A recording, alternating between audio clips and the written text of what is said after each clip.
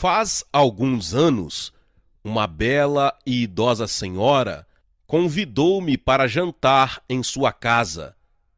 Essa noite haveria de causar um grande impacto sobre minha vida e ministério. A senhorita Park, ex-deputada, chegou à sala de jantar e nos assentos à mesa, onde estava servido um lauto jantar coreano, e começou a narrar-me sua história.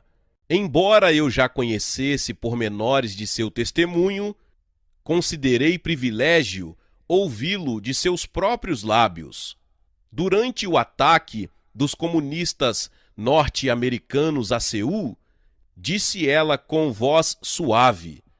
Fez uma pausa enquanto saboreava uma porção de arroz. Chegaram tão de surpresa que a maioria das principais figuras políticas não tiveram oportunidade de fugir para o sul. Fui ao meu guarda-roupa, peguei um vestido velho e tentei disfarçar-me de vendedora ambulante. Quando fugia para o sul, os soldados norte-coreanos me prenderam. Disse-lhes que eu era apenas uma pobre mulher, mas não acreditaram em mim. Levaram-me para o quartel, a fim de interrogar-me. Quanto mais eu negava ser alguém de importância, tanto mais me interrogavam, até que um deles tomou-me as mãos e disse que eu mentia. Essas não são mãos de uma vendedora ambulante. São macias, disse ele. Logo depois fui conduzida à presença de um oficial que abruptamente sentenciou: amanhã, ao alvorecer, a senhora será fuzilada. O corredor era úmido e frio. Eu podia ouvir o fraco ruído de passos acima de mim quando me levaram para uma cela no porão. Tudo o que eu tinha sobre o corpo era uns trapos de roupa que usava na tentativa de disfarçar-me. Nessa hora, eu estava muito cansada e deitei-me no piso de cimento. Enquanto a mente percorria os fatos que me aconteceram, senti muita tristeza e remorso. Que belo final para a sua gloriosa carreira, diz comigo mesma. Você que tinha tudo, você que conhece tanta gente, entretanto, esta é a sua última noite. Que lhe acontecerá amanhã? Continuei a perguntar-me e caí no sono. É sempre difícil acordar quando se tem muito sono, porém é duplamente difícil quando se sabe que essa é a última vez que se estará acordado. Um jovem de 20 anos segurou-me pelo braço e me levou de volta pelo corredor, escada acima, e saímos para a rua. Quando o sol me brilhou no rosto, fiquei ofuscada, mas não tão ofuscada que não pudesse ver o fuzil que ele trazia aos ombros. Caminhamos diversos quarteirões. Observei os buracos que restaram do que outrora eram lares carinhosos, embora pequenos. Todas essas casas estavam espremidas umas contra as outras, como se tentassem proteger-se do frio severo que nos recebia naquela manhã. Meus olhos enchiam-se de lágrimas ao lembrar-me dos principais acontecimentos de minha vida. Lembrei-me de sempre estar participando de alguma atividade. Não é comum que uma mulher coreana negligencie o casamento e a educação dos filhos a fim de dirigir uma seção da resistência anti-japonesa. Lembrei-me das emoções sentidas quando as tropas norte-americanas derrotaram os japoneses. Estávamos livres de tudo isso, afinal. Entrei para a política em busca de justiça para o povo, mas logo fui apanhada na ascensão social que apanha o poder recém-encontrado. Minha mente voltou-se para a nossa pequena igreja metodista. Não sentia interesse pelos sermões, mas tinha prazer em cantar os hinos. Na realidade, muitas vezes me via cantarolando alguns de meus hinos prediletos, quando estava amedrontada ou solitária. Quão bondoso amigo é Cristo! Eu cantava baixinho, mas lágrimas me enchiam os olhos e rolavam pela face enquanto eu dizia para mim mesma: você nunca aceitou realmente a Jesus Cristo como seu Salvador. Esta declaração, percebida na mente e proferida em voz baixa, trazia-me sentimentos ainda mais profundos de dor e frustração. Eu me perguntava se Jesus me perdoaria e me salvaria naquele instante. Então, com todas as forças que pude reunir, eu disse: Jesus, vou morrer em poucos minutos. Tenho sido uma pecadora, sei que não mereço, mas peço que perdoes os pecados desta velha e me salves como fizeste com o ladrão na cruz. Senti uma alegria súbita encher o coração. Ele batia tão depressa que, tenho certeza, o jovem que me olhava com curiosidade, enquanto subíamos a colina onde eu seria executada, podia ouvi-lo. Fui perdoada, estava livre, preparada para morrer. Creio sinceramente que ninguém está preparado para a vida sem Cristo, muito menos, porém, para a morte sem a certeza que só o Senhor Jesus Cristo pode dar. Agora que eu me sentia feliz e livre, comecei a cantar em voz alta. Revelou-nos seu amor e nos diz que lhe entreguemos os cuidados sem temor. Cale essa boca, velha, gritou comigo o rapaz que se fizera soldado. Para com essa cantoria agora. Por que deveria eu obedecer-lhe agora? Gritei. Não é verdade que vou morrer? Agora sou cristã. Acabo de ser salva ao subir esta colina e aproveitarei os últimos minutos que me restam na terra para louvar a meu Senhor e Salvador, Jesus Cristo. Que segurança! Jesus é meu, tenho antegozo da glória do céu. Comecei a cantar um novo hino para o jovem e rude soldado. De súbito, veio-me à memória toda a letra do hino e continuei a cantar tão alto quanto pude. Ao lado de outra colina nos arredores da cidade, notei que havia uma área plana. O jovem pegou uma pá e começou a cavar a minha sepultura. Enquanto cavava, continuei cantando. De quando em quando ele me olhava e continuava a cavar. Terminada a cova, ele pegou uma venda, colocou-a nos meus olhos e disse: velha, deseja dizer alguma coisa antes que eu a mate e sepulte seu corpo? Embora eu estivesse com os olhos vendados, percebi que podia ver o que se passava no coração do jovem carrasco ali diante de mim. Ah, sim, disse eu, sentindo pesar por ele. Tenho apenas umas poucas coisas que dizer.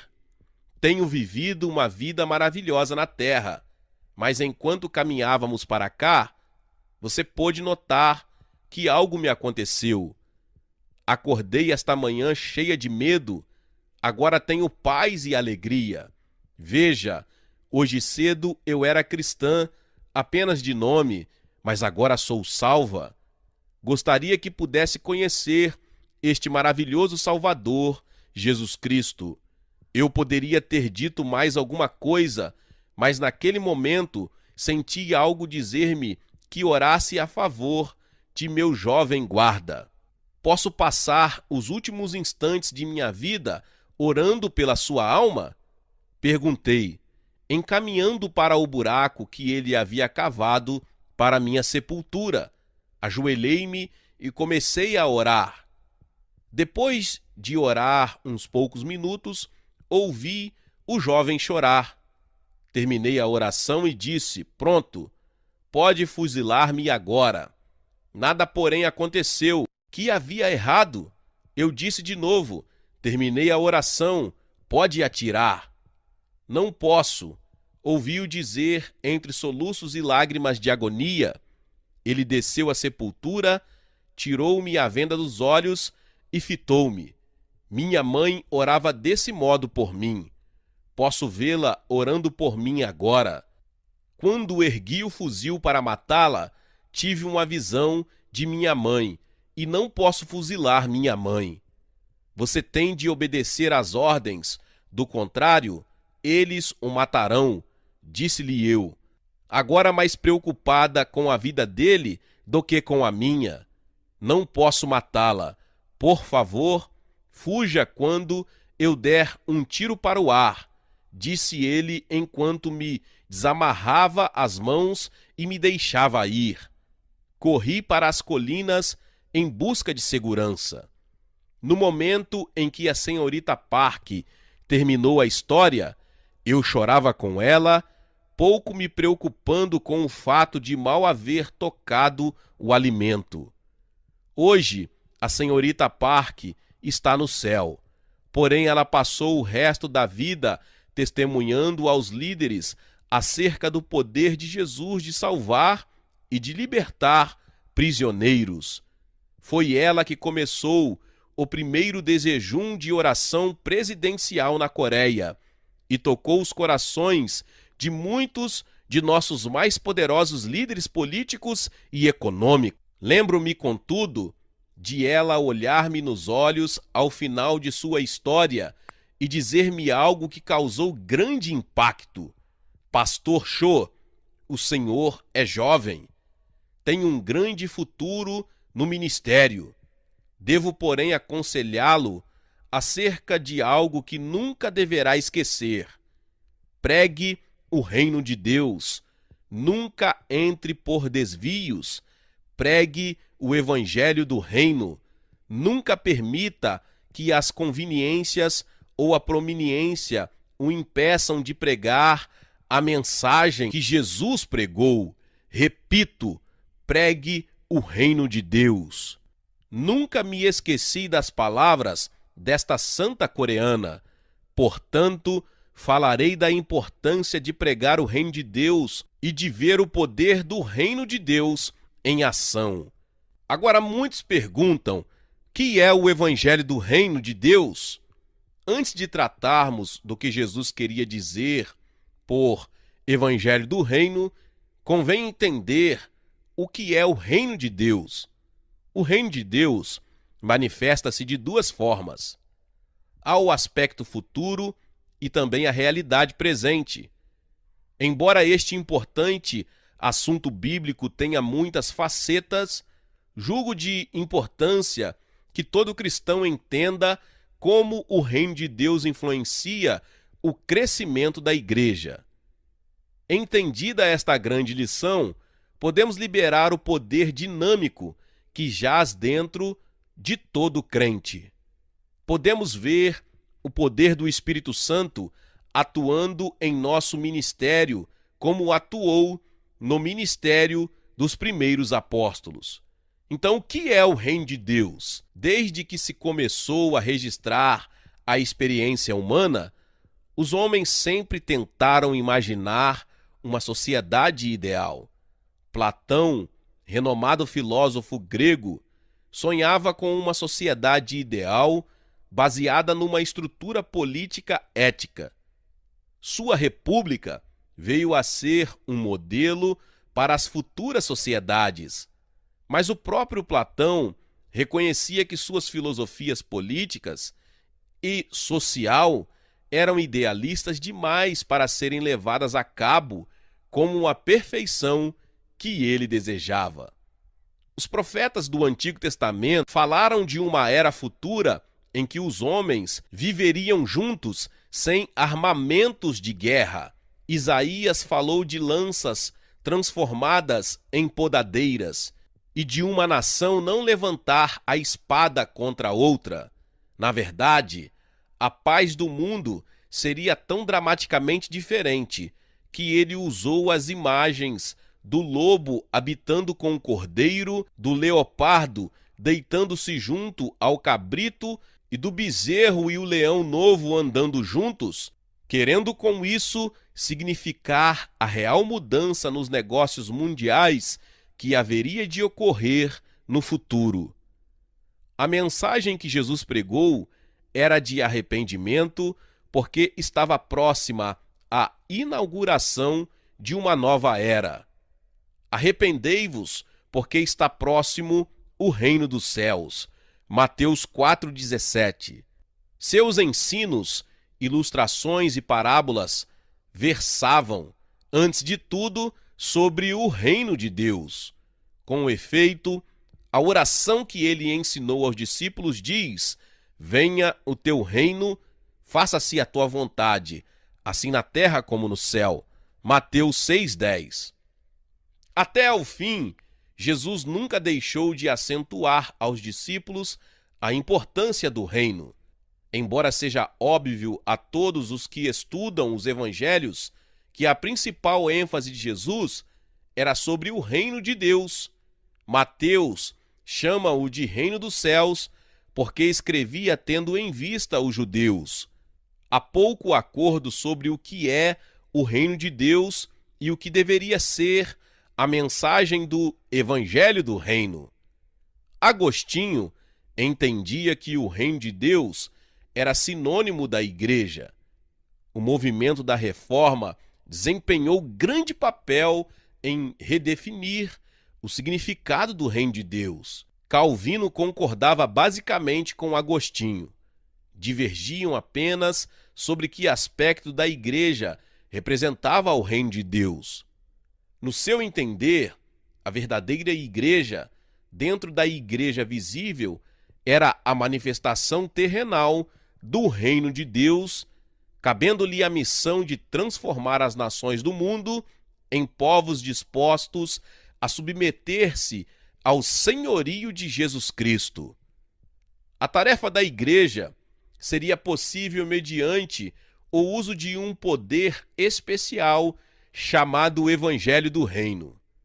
Este Evangelho do Reino de Deus tocaria de tal modo a vida, primeiro dos homens e depois das nações, que haveria uma poderosa transformação da realidade social, política e econômica.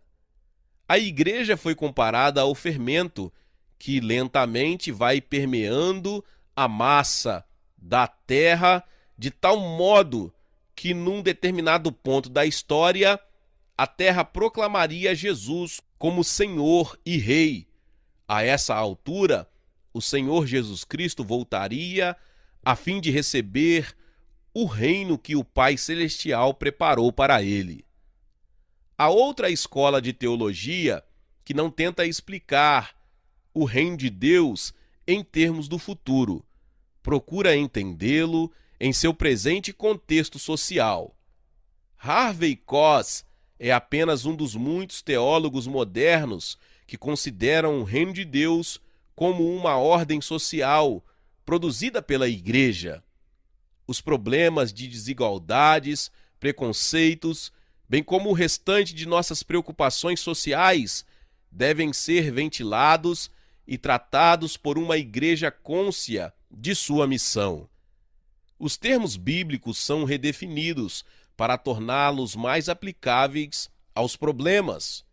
Muitos de nossos líderes eclesiásticos liberais são motivados pelo que consideram falta de interesse dos líderes eclesiásticos evangélicos mais conservadores. Embora, mais adiante, eu externe minha opinião acerca do reino de Deus, creio que há uma falha fundamental em manter-se apenas uma opinião sobre ele. Conquanto eu creia na razão, não creio na infabilidade dela. Há um fundamento maior do que a razão para estabelecer-se o que é realmente o reino de Deus. Esse fundamento é a simples, porém profunda palavra de Deus. Examinemos alguns princípios bíblicos básicos que nos ajudarão a entender o que é o reino de Deus. Em primeiro lugar, o reino de Deus não é só para o futuro, mas também para o presente. O reino de Deus não é comida e nem bebida, mas justiça e paz, e alegria no Espírito Santo, Romanos 14:17. Paulo revela-nos que o reino de Deus transcende a existência natural do homem e leva-o a experimentar no presente o fruto do Espírito Santo, que, se a pessoa associar-se com o Espírito Santo, tornar-se-á semelhante àquele com quem se associa. O resultado final da associação com o Espírito Santo será uma existência mais de acordo com a qualidade que Deus confere à vida do que com seus aspectos essenciais, como comer e beber. Em segundo lugar, Paulo revela ainda que o reino de Deus é algo em que entramos como resultado da regeneração pelo Espírito Santo. Ele, Deus, nos libertou do império das trevas e nos transportou para o reino do Filho do seu amor. Colossenses 1:13. No grego, a palavra transportou é metastasen, que significa literalmente mudar de lado. Pode-se comparar este versículo a um jogo de futebol, quando o time ocupa um lado do campo. Num lado está a equipe representando o reino das trevas, no outro, a que representa o reino de Deus. Durante o jogo, um dos principais jogadores do time das trevas tira a camisa, vai para o banco do adversário e veste a camisa do reino de Deus. Depois ele entra no campo para jogar contra o time das trevas. Ele simplesmente troca de lado. Foi isto que aconteceu conosco. Passamos de um reino para o outro, o reino de nosso Senhor. Em terceiro lugar, o reino de Deus também é retratado em sua perspectiva futura de bem-aventurança eterna. Por isso, irmãos, procurai com diligência cada vez maior confirmar a vossa vocação e eleição, porquanto, procedendo assim, não tropeçareis em tempo algum. Pois desta maneira é que vos será amplamente suprida a entrada no reino eterno de nosso Senhor e Salvador Jesus Cristo. 1 Pedro 1, 10 e 11. Jesus falou do futuro ao dizer: muitos virão do Oriente e do Ocidente e tomarão lugar à mesa com Abraão, Isaque e Jacó no reino dos céus. Ainda no capítulo 13 desse mesmo evangelho, nosso Senhor narra parábolas que dão maior clareza ao que para ele significava o reino de Deus. Ele diz que, expurgado o reino das impurezas, os justos resplandecerão como o sol. Em quarto lugar, Jesus é a representação de como é estar no reino. Não vem o reino de Deus com visível aparência, nem dirão: ei-lo aqui ou lá está, porque o reino de Deus está dentro em vós. Este versículo pode aplicar-se ao fato de que o reino de Deus estava no meio deles. Jesus estava entre eles. Os fariseus não deviam procurar uma manifestação gloriosa no futuro, porque o reino de Deus estava diante deles e eles eram cegos demais para observar que Deus estava operando sem estardalhaço. Em quinto lugar, o paradoxo do reino tem de ser considerado na base de uma compreensão equilibrada.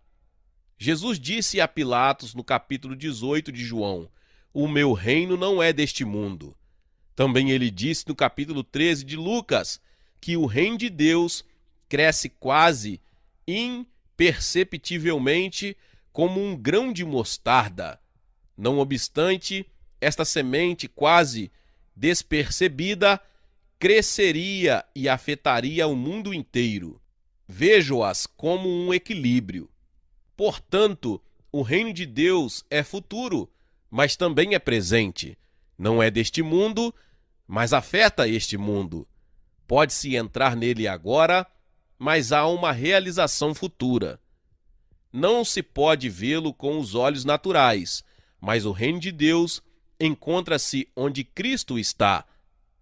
Quando analisamos o reino de Deus um pouco mais, podemos perceber que é possível entendê-lo de diferentes modos. Tanto baileia, palavra grega traduzida como reino, assim como a palavra malkut, representam a categoria de autoridade exercida por um rei.